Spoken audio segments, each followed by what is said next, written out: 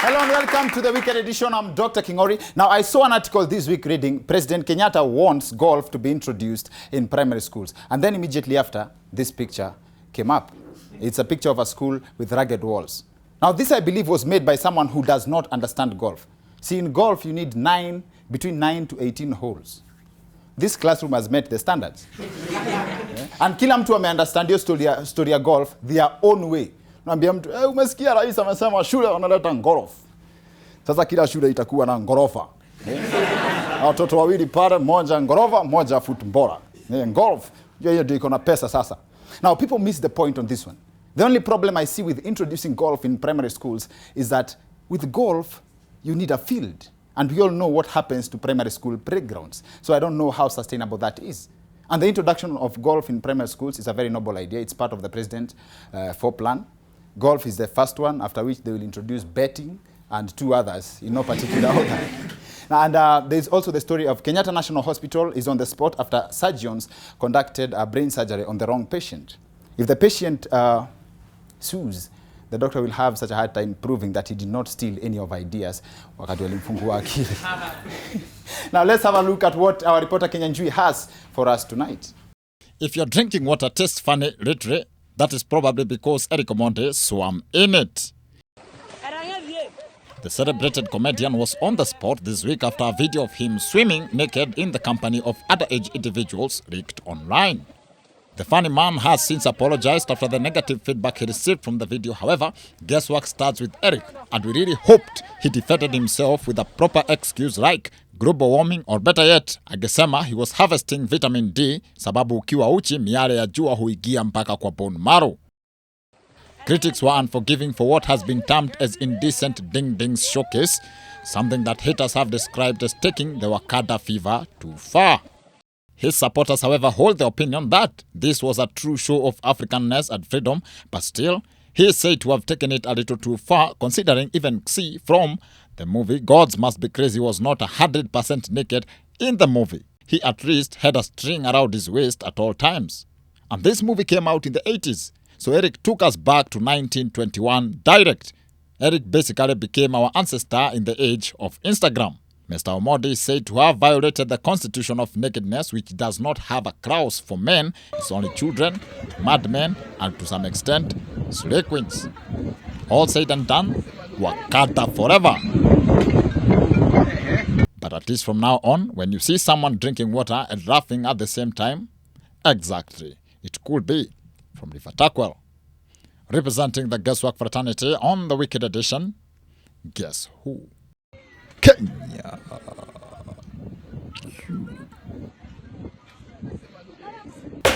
And the main subject of our show tonight is what has become of our environment. We just had to cover this despite the fact that nowadays terms like dry spell na kukata miti have a totally different meaning.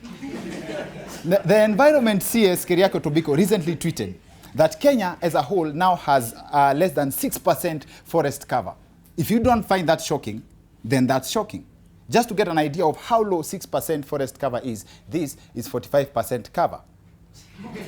Coincidentally, in some circles, this dress code is described as forest cover. Now, if we continue with trends like this, very soon our forest cover na Eric Omondi one side. Now, you may wonder, like 6% how, na kila mahali ni kama tuko na msitu. Wait till you find out it's a crisis. And this is what our deputy president had to say about the crisis we are facing. Sehemu nyingi ya Kenya, misitu inaharibiwa na watu ambao wamepatiwa leseni kukata miti, na leo nimeamurisha wizara ambayo inahusika na mambo ya mazingira na misitu kukomesha kukata miti katika forest yote ya serikali na ya community for the next 90 days. For the next 90 days. So the DP just spelled out the 90-day rule. I'm very curious to know the relationship between meeting and 90 days. Now, the issue of conservation is very complicated. listening to some of the arguments by the industry players just to get an idea of how difficult this war is. Hiyo mambo imeandikwa na activist ya kusema kwamba miti inakatwa kiholela sio ya ukweli. Na tungetaka kuambia hiyo activist awache kutuharibia biashara. We are investors and we are very serious investors. Na mashini zetu they are not convertible. Haiwezi badilishwa iende kasi yake uga. Inaweza kukasua miti peke yake. Wamepewa miti ile imekomaa, imefika 45 years. Kwa hivyo mtu akipewa miti 200 kuna boundary imewekwa. Na hiyo miti ameripia. Because hakuna mtu tunaweza kukubalia aende kukata hiyo miti bila kulipa. People have invested in global warming, as you've heard. Now, as it turns out, forests get consumed from the inside. Loggers, squatters, charcoal burners are finishing the forest from the inside. Aerial shots of our forest show that our forests are massive clearings covered by trees. As in nje kuna miti, lakini ndani ni mashamba. Ni kama zile mandazi za mtaani, imefura nje lakini ndani hakuna kitu. Kitui Governor Charity Ngilu has been on the spot for what is supposed to be efforts of environmental conservation after she banned the burning of charcoal in her county. They are now banning motor vehicles. Sasa wanachoma gari, wanachana makaa. Actually, juu story ya kuchoma makaa, Kitui County inafaa itwe Machakos. Na Kitui Governor Ngilu has been accused of inciting her county residents to burn vehicles on site. I think that's witch hunt because kuchoma gari seems to be a governor's thing. Honorable Anyang' Nyong'o, the Kisumu governor, was here last year. Na hata yeye alisema gari ichomwe. Oh, driver. Choma gari moto. See, environmental conservation is one of the things these two governors have in common. Less than 2 weeks ago, while meeting members of the East African Legislative Assembly, Honorable Anyang' Nyong'o warned that Lake Victoria could dry up in 50 years. Within 50 years, if nothing is done drastically, Lake Victoria will be dead because of affluence that was being put in the lake by us human beings. Webuye Pepper Mills up the Nzoia River was a major contributor as a result of people throwing all kinds of things in these rivers or cultivating closely to the rivers. But we ourselves too are not making things any better by washing cars and lorries on the lake. I drew the attention of the country secretary the other day, something that we must stop immediately. Mm-hmm. Now, this just means that in 50 years, we will not need boats and other water vessels on the lake. Tutakuwa tunaweza kuokota samaki, which is a good thing. Now, temperatures have recently hit the highest in history, but we are still in denial. Everyone's like, no, man's not hot. The consequences of our actions are so extreme. And it's very sad that such sights and signs are seemingly not warning enough. Maji ikikosa, hauwezi fanya kitu chochote. Ukikosa maji. Hata wanaume wetu wameanza kututoroka juu ya kukosa kuoga. Men are petty. Men are petty. Hadi wewe nisaidie na mahali pa kulala. Unajua kwangu kujaogwa. Mimi niliwachana na yeye. Nilimwapia aoge lakini akasema hakuna maji. Trace that down, bado kuna mti. As in, people are now breaking up over natural causes. Till dry spell do us part. We extend this conversation to the second part of our show with our guest, an environmentalist, an expert, to break this down even further. Dr. Isaac Kalua is with us in a short while.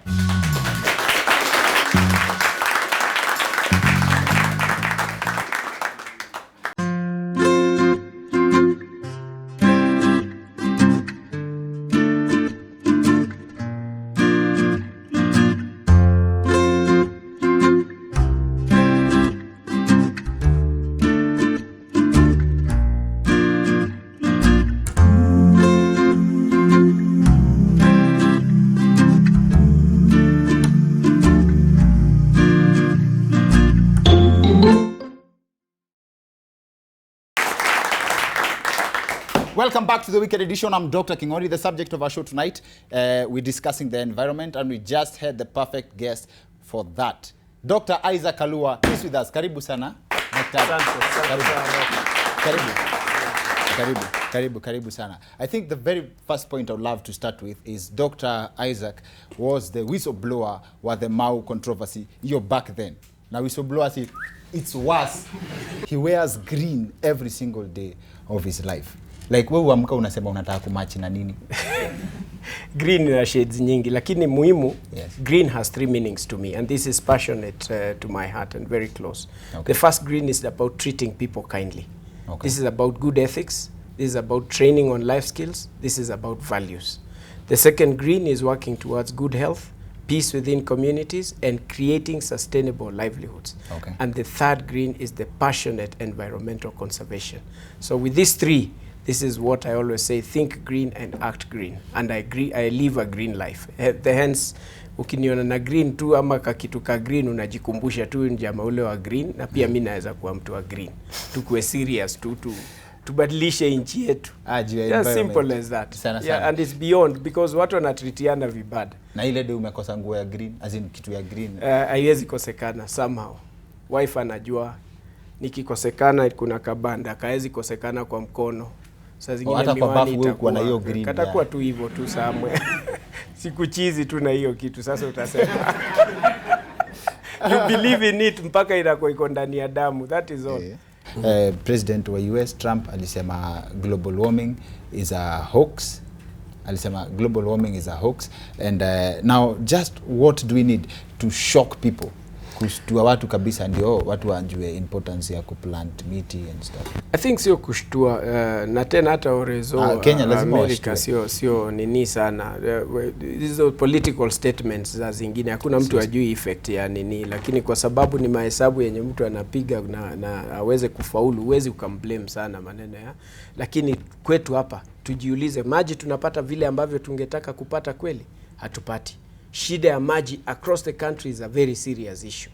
How can we take responsibility to ensure that maji tumezuia? Watu and vijana wako wengi, your age mates, your colleagues, Kenyans ambao wamesomea IT, ni kutafuta how can we report mahali ambapo South Africa hapa tu down, when there is a pipe leakage, una notice na una report, na immediately ukisha report unaenda mahali fulani kwa pengine kwa chicken inn or somewhere, na unapewa chakula kwa sababu ya kuripoti. Yani inamekiwa interesting.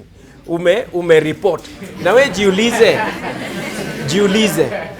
jiulize kama unaweza ita Uber na ikuje ikupate mahali huko, kwa nini usiweze kuripoti maji mahali na leak na useme? Sasa na ngoja hata maji. Kwetu umekatwa ati wende uambie wengine mfunge maji, kuna hata wacha hivyo. Sasa hata kukata maji sometimes ni hao wase wa malori ya maji wenye wanakata maji ndio sehemu fulani ikosekane wapate biashara, na si wa blame wenyewe. Nasema ni disconnection, kukata maji. Disconnection.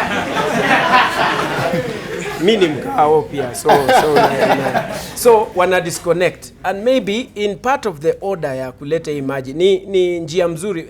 Mwananchi yote akipata opportunity anaweza fanya hivyo, atafanya. Anakata maji ndio supply ikosekane, alafu ni kudisconnect. Disconnect. Kukata ndio hiyo. Unajua kukata maji? Wewe ukata maji? Okay. Sijui nitanieleza. Mkao. Ana vile ungara na Shen kutoka tuanze. Sawa. So wengine wana disconnect maji ama wana blow open ndio iweze kuharibiwa pale, yes, ili wafikishe maji. Na hiyo ni system inaweza pangiliwa. Ukiangalia ulitaja maneno ya grazing. Grazing, kwa nini watu wanapeleka ng'ombe huko? Sababu ni ng'ombe mingi na quality ya nyama ni poor. Okay. Kwanza hata vile ambavyo nyama yetu haikubaliki some of the countries, sababu ni ngumu, ng'ombe wanazunguka. So yet unaweza improve quality ya ng'ombe zikuwe chache, quality ya nyama ikuwe high, alafu pia tupate barua ya kupeleka some of the countries. Kuna forest fires, si ndio? Kuna watu pia wana complain, wa Masai wanaenda ng'ombe zao zinakula hizo nyasi kwa forest fires. So unaweza blame mtu akienda apate mahali kumechomeka alafu ajenge kanyumba hapo? Unaweza, lakini this is a very serious issue, by the way. I'm glad you are bringing it in maneno ya forest fires. Yes. Do you know in 2015, few years ago, yes, katika msitu wa Mau, sababu wananchi hawakuhusishwa na waliona ya kwamba wanafurushwa kutoka vichakani kwa haraka kimchezo na kwa balaa, na ndio mahali ambapo wanatoa chakula chao. Walijam, wakaweka moto 30,000 hectares. My friend, sijui kama unaelewa 30,000. Unajua uko weekend. Sijui kama 30,000. 30,000. Hiyo ni mimi najua 8. Sasa imagine hiyo moto yote imechoma kichaka sababu wasee wamejamishwa na wale wanawatoa. Na unajua wakati tunasema 10% forest cover, ni kitu rahisi. Ni vile wasee ama watu wenye wanapasa kukua wakifuatilia pengine wajajihusisha kujiuliza 10% inamaanisha nini. Inamaanisha wewe katika eka moja ile ya baba yako ama yenu ama ya kanisa ama ya shule, in 1 acre upande 64 trees. In half an acre upande 32 trees. In quarter of an acre upande 18 trees. In an eighth upande miti 6. Before I let you go, I would like to upatiane final remark kwa ile kamera pale on the whole of issue tumeongelea. Just one point yenye unajua itaenda home na itarich msee at heart. Issues of tree growing, we must now take responsibility. Make it simple. Own it. Plant trees equivalent to your age every year, or just create a lot that you know that this is my lot. If I'm 35 years, I plant 35 trees and ensure that they grow. And that way we will take a collective responsibility. Our country can only be as successful as our commitment as citizens to ensure that we have a green environment, one that is sustainable.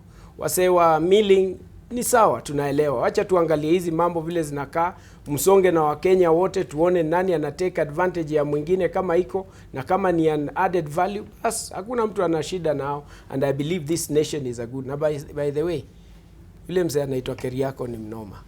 Anaonekana ako tayari kufanya job. Na tutamsupport. Ameingia na mamoto. Na ni mamoto za ukweli. Na tutasukuma na tutafanya kazi. Asante sana. Haya, karibu sana. Kuna kitu nimekuwa na follow outside hii subject ya environment. Kuna hospitali nilienda kwa public hospital, Mbagathi Hospital, nikapata asi hawana madirisha. So in the meantime tumekuwa tunachanua our viewers on the need ya to maintain watu wasikuwe wagonjwa mpaka as in hospitali ziko improved, because hakuna ile pleasure ya kukuwa mgonjwa saa, it's gone. Like the hospital does not provide your environment ya feel at home as a sick person ama as a patient. Na we talk about this every time mpaka imeshakuwa normal. Sasa Kenyatta National Hospital imekuwa na hizo makesi za neglect na hizo doctors issue. Hiyo kama kufungua kichwa ya msee alafu unapata ni wrong. Alafu unajua surgery hawafanyi ati si kijiko ati unafungua. No, this is not the wrong brain ati branded. It's complicated. Hours into the surgery room ndio ali discover ni msee wrong. Funga hiyo kichwa.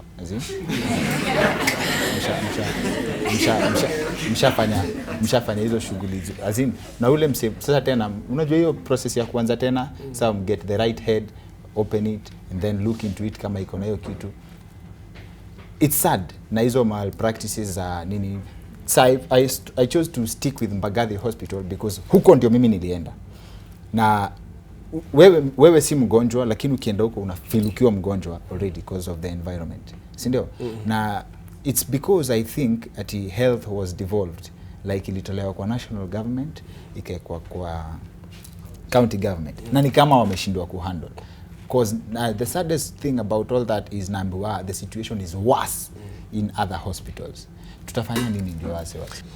Stories za Mbagathi, stories za Kenyatta, stories za misitu, stories za wapi. For as long as watu hawashikwi, waekwe pingu, wafungwe, watoto wao wajue mpaka the third generation Buddha hapa alikosa mpaka akaenda ndani, we will never change this nation. We need for sure, mtu kama amefanya makosa kama hayo, kuna medical na doctors board ishike mtu kama mwenye alikuwa na makosa, kama ni nurses, kama ni nani. Stories za kufunikana tunasaidiana ati wewe sare bwana usimalizie huyu jamaa na watoi. Sasa watoi wake ndio watafanya watoi wetu wakufe. Ni sad. And I actually think doctors na nurses walienda strike, this credit to them, tulienda on strike ndio environment your working conditions zikuwa improved in hospitals. As in, they went out of their way. Awaku down their tools for salary peke yake. They wanted improved working conditions. As in, it's painful to hear that you should take your time, visit your hospital Mbagathi, uangalie, alafu imagine is a top district hospital in the county, alafu there are worse hospitals huko nje. NHIF juzi napata jamaa nilipeleka my dad hospitali mahali, unapata pesa zinaendelea kutolewa kwa card na mzee ashatoka OC. Yeah. Na inachajiwa tu kila mwisho wa mwezi. Si ni mtu tu anafaidika hapo, na ni NHIF ile yetu tu.